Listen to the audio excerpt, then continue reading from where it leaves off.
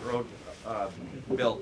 But obviously, some of the issues that flared up tonight, we've seen in the past. How surprised are you by this performance? How surprised? Very surprised. I thought we had a good week of work.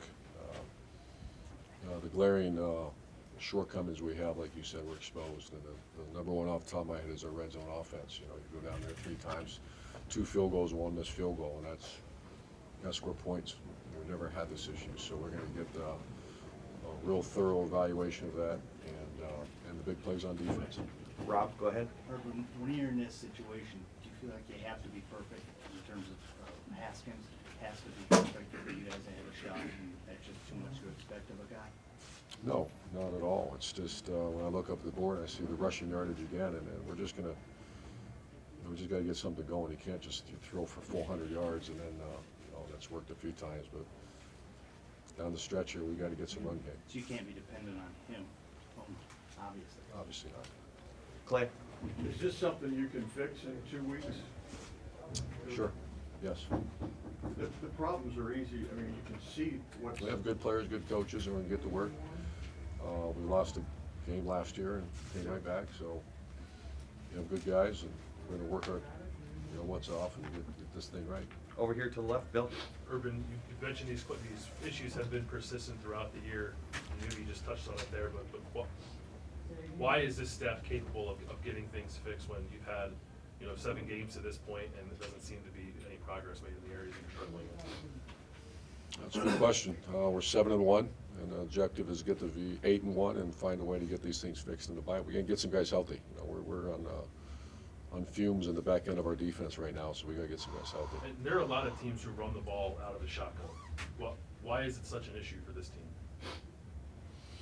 If it was that easy, one sentence answer, I'd give it to you, but it's not that easy to answer. So we're going to work real hard and get it fixed. Austin. Urban, you've been up front the last couple of weeks and you didn't think that the depth was where you wanted it, that the running game wasn't coming along. Did you think that something like this was looming or coming around the corner for you guys? No, I thought we were going to come out here and play our tails off, and I think we had opportunities to get right back in it, and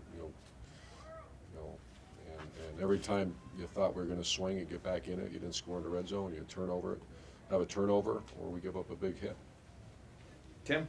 Yeah, Urban, is there a sense that some things need to be sort of blown up in the next 2 weeks by you guys, or some things that need some drastic change? I mean, what's just your thought as you leave here? I mean, obviously, run defense, like you said, gave up a couple of big pops again. The pass defense did too, and then the run game's not there. Just what's just that thought?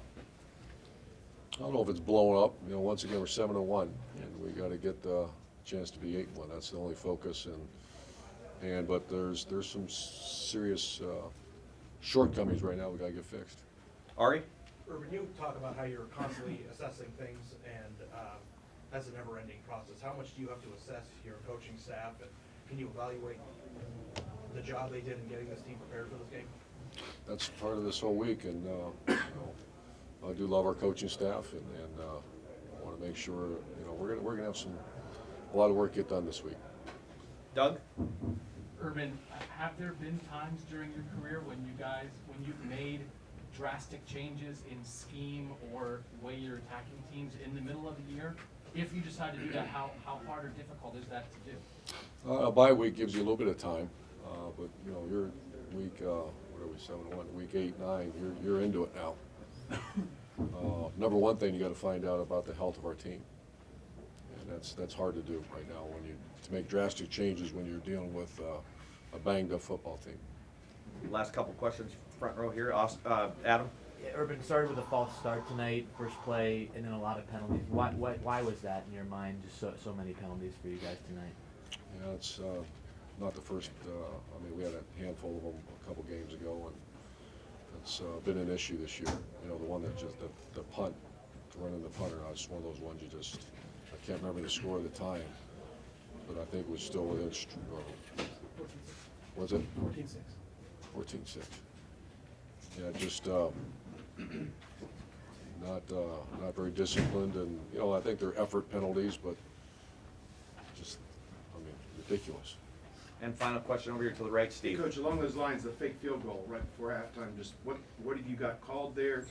what didn't get executed, and I don't know if you guys were down at halftime because of that emotionally, but that puts you in a big hole, down 11, when they Yeah. scored right after it. Yeah, what was the score when they It went? was 7-3 when they were Yeah. lining up, so they were gonna be up 10-3. 10-3, yeah. Yeah, I think we just missed a field goal, right? Is that what Yeah. May happened? have been at your end, yeah. Yeah.